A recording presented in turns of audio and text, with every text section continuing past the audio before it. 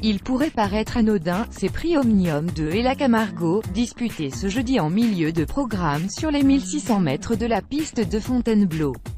Mais il suffit de regarder leur palmarès pour comprendre qu'ils sont souvent sacrés de bons chevaux de 3 ans.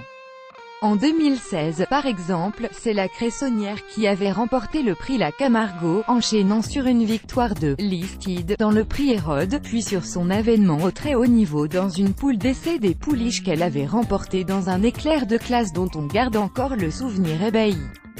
La même année, un certain Dicton avait remporté l'Omnium 2. 3 mois plus tard, celui-ci avait fini 3e du prix du Jockey Club, Charmante Sully disputé sur un terrain souple mesuré à 3,5. Les éditions 2018 de ces deux prix ont vu leurs favoris défaits par deux sujets de 3 ans prometteurs et, fait intéressant, qui ont déjà une ligne commune, dans le prix La Camargo, portant la casaque Augustin Normand, comme la Cressonnière. Sully a tracé une séduisante fin de parcours pour venir assez sûrement battre Prince Shop et surtout la favorite Gaza Wahat, décevant 3e. Du côté des mâles, c'est le guillemin Francesco Berre qui l'emporte, repoussant courageusement jusqu'au poteau la belle attaque du grand favori Intelloge.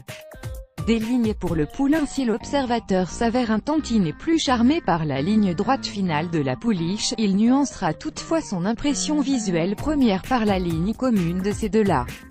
C'était le 19 août 2017 à Deauville dans le critérium du Fonds européen de l'élevage. Une course qui avait tourné à l'avantage du mâle, l'ayant emporté de 2 longueurs et demie devant Sully, seulement 3e. Une seule chose finalement est sûre, on tient là de bons candidats aux belles joutes estivales.